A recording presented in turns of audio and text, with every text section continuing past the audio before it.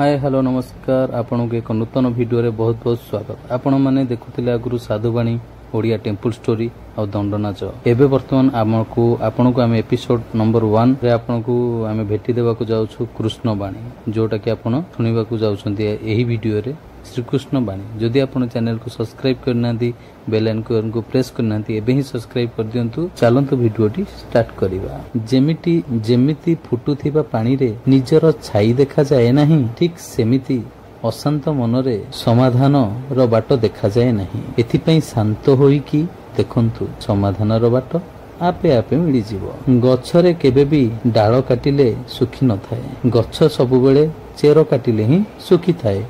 ठीक सही परी मनीष निजर कर्म द्वारा नुहे बरम निजर छोट भावना और भूल व्यवहार द्वारा ही हारी थाए। खराब समय मनीषर सारा जीवन रुहे नहीं, किंतु खराब समय रे मनीषर व्यवहार गुड़िक सारा जीवन मन रुहे। किए जणे भगवान को पचारिले, हे प्रभु आपण मोर दुईटी आखि, दुईटी कान, दुईटी गोड़, दुईटी हाथ एवं दुईटी ओठ मध्य देले, किंतु गोटिए हृदय देले काहेकि? भगवान कहिले, मु तुमको दुईटी हृदय देइछि मध्य, बास फरक एतिकी अटे कि तुमको द्वितीयटी खोजिबाकू पड़ी थाए। भगवान श्रीकृष्ण कहंती, काहाकू किछि देइकी अहंकार करो नहीं। किए जाने तुमे देउछ ना पूर्व जन्मर करज ए जन्म रे सुजुछ। जीवन रे सब बेले शांत ही रुहंतु। आपण निजे निजकू शांत ही, काहेकि ना लुहा जेते बेले ठंडा होई जाए तो बहुत